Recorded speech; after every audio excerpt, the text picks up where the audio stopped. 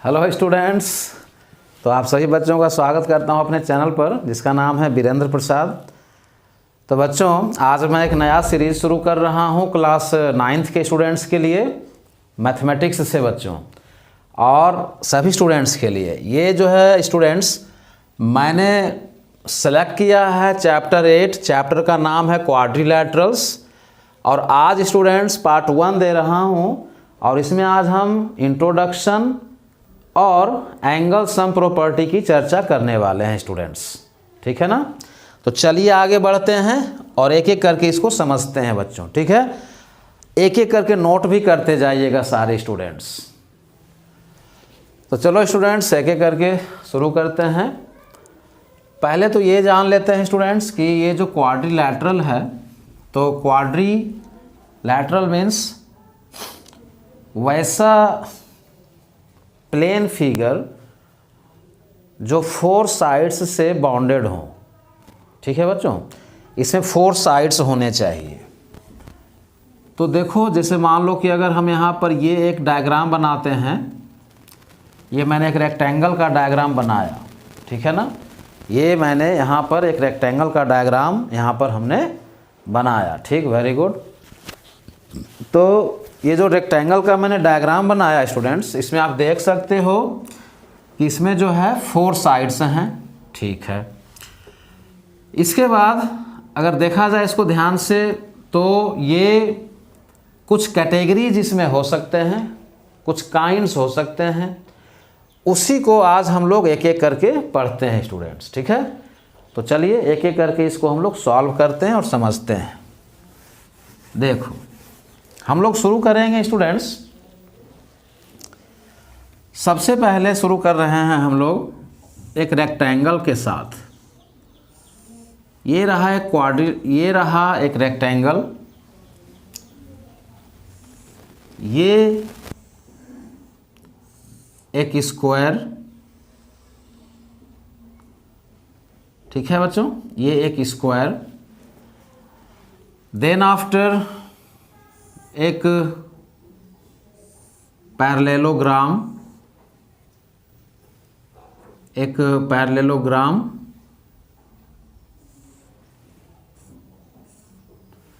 ठीक है बच्चों, ऑल स्टूडेंट्स।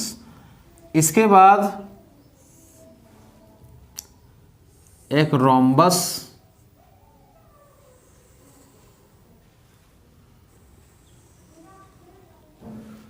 और फिर आगे अगर देखें तो एक ट्रैपीजियम,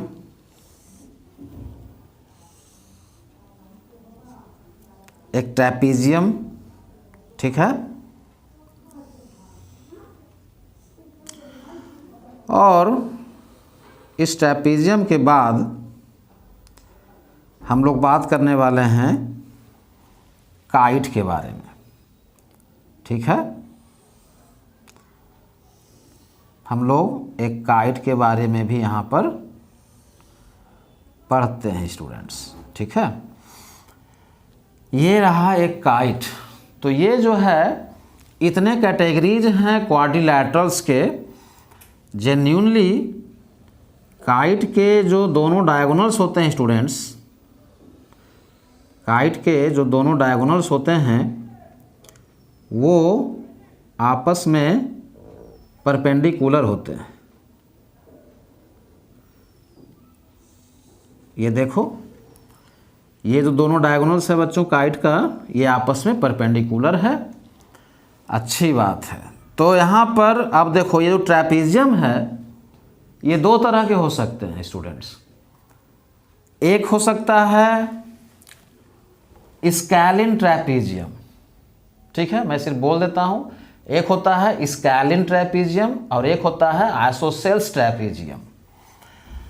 तो बच्चों, scalene trapezium and isosceles trapezium, तो देखो स्टूडेंट्स, यहाँ पर मैं बता देता हूँ।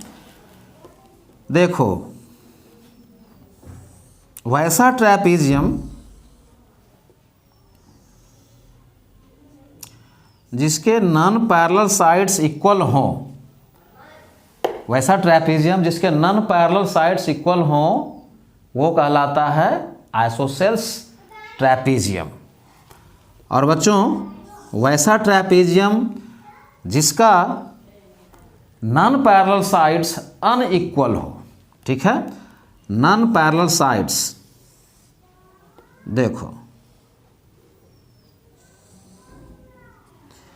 ये भी एक ट्रैपीजियम है और ये भी एक ट्रैपीजियम है।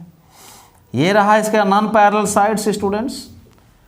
थोड़ा सा और अच्छा वाला फिगर बना लेते हैं यहाँ पर, इसको मिटा दिया जाए। देखो सिर्फ फर्क आपको शो करना चाह रहा हूँ, इसको आप समझ लीजिए।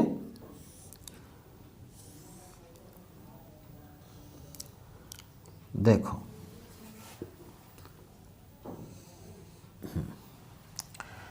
इसमें जो है स्टूडेंट्स ये स्केलिन ट्रैपीजियम है। क्यों?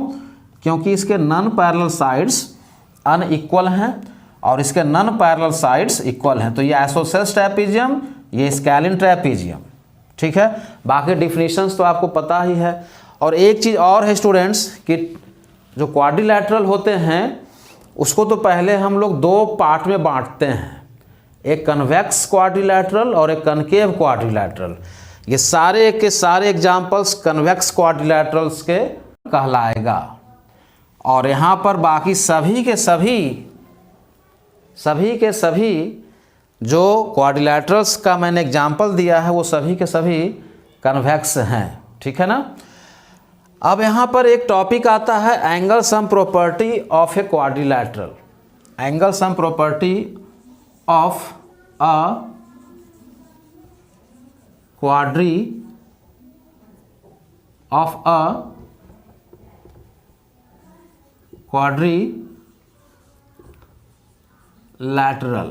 देखो students, angle sum property of a quadrilateral, इसको मैं मिटा देता हूँ अब यहाँ से, ठीक है। ये सब को यहाँ से हटा देता हूँ और हम लोग चर्चा करते हैं यहाँ पर angle sum property of a quadrilateral, ठीक है। तो चलिए सबसे पहले ये सभी को हम लोग मिटा देते हैं स्टूडेंट्स, ठीक है। ये सब का सब यहाँ से मिट गया और हम लोग यहाँ पर angle sum property of a quadrilateral को पढ़ते हैं। देखो स्टूडेंट्स, हमारे पास मान लो कि ये एक क्वाड्रिलैटरल है, ठीक है। नाम दे देते हैं A B C and D. आप इसके कोई भी एक डायगोनल को ड्रॉ कर लें, ठीक है। तो यहाँ पर क्या हो रहा है स्टूडेंट्स, वो देखिए ये जो रेक्टेंगल है या ये जो क्वाड्रिलैटरल है, क्वाड्रिलैटरल ही हमने मान के चला है, कोई ज़रूरी नहीं कि ये रेक्टेंगल ही होगा, ये कोई भी क्वाड्रिलैटरल है, ठीक है। तो इसमें क्या है सो मैं बताता हूँ कि हमें ये प्रूफ करना है कि भाई इसके चारों एंगल्स का सम, आप इसके नंबर्स को, आप इसके एंगल्स को मान लीजिए। ये मान लो एंगल 1 है बच्चों, ये एंगल 2 है, ये पूरा का पूरा एंगल 3 है और ये पूरा का पूरा एंगल 4 है, ऐसे मान लेते हैं। या फिर आप ए बी सी डी भी मान सकते हो, कहीं कोई दिक्कत नहीं है। हमको प्रूफ करना है angle A plus angle B plus angle C plus angle D is equal to 360 degree.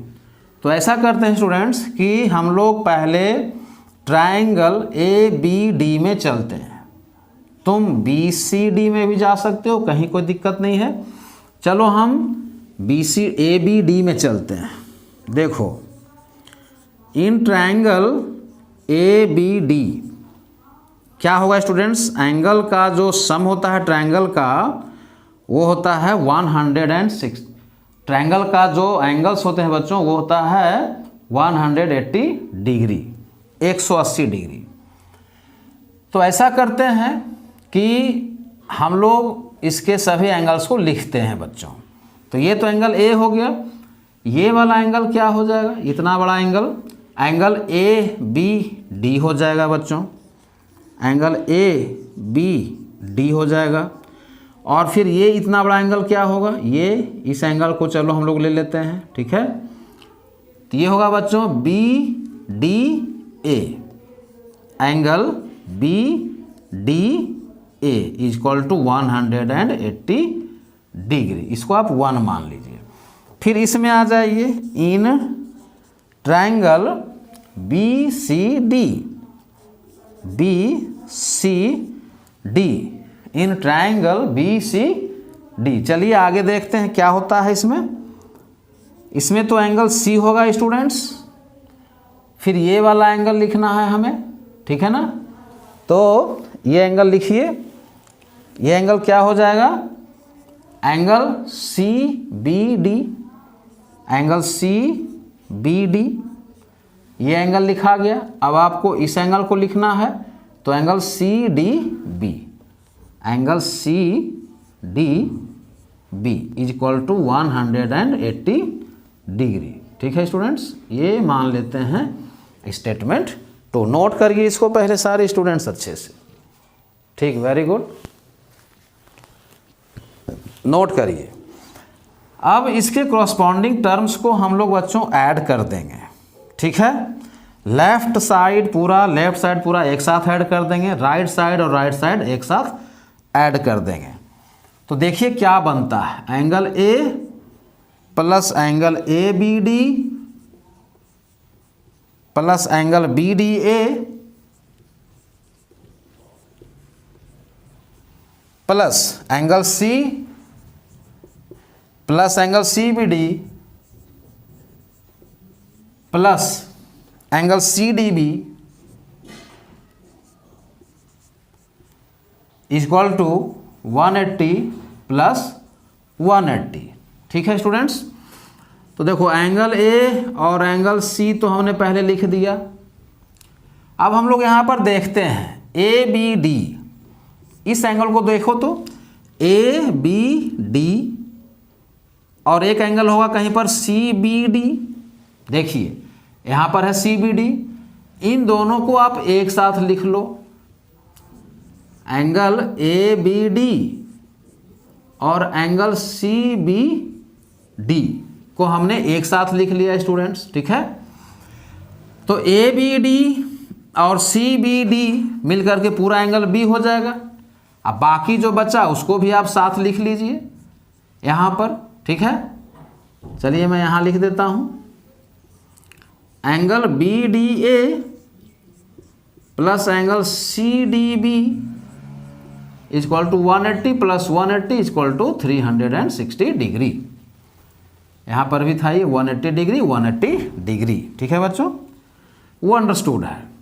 तो angle A plus angle C और ये मिलकर के क्या होगा, देखिए ए बी डी ये वाला एंगल और फिर सी बी डी ये वाला एंगल, तो ये मिलकर के हो जाएगा बच्चों पूरा का पूरा एंगल बी, और ये हो जाएगा मिलकर के एंगल डी। ठीक है, आप देख लो इसको फिगर में मिला करके, इक्वल टू 360 डिग्री। इसी को आप सजा करके लिख सकते हो, angle A plus angle B plus angle C plus angle D equal to 360 degree. तो ये रहा students angle sum property of a quadrilateral. With these all the wishes, must find out the best marks in your coming examination. Thank you all of you.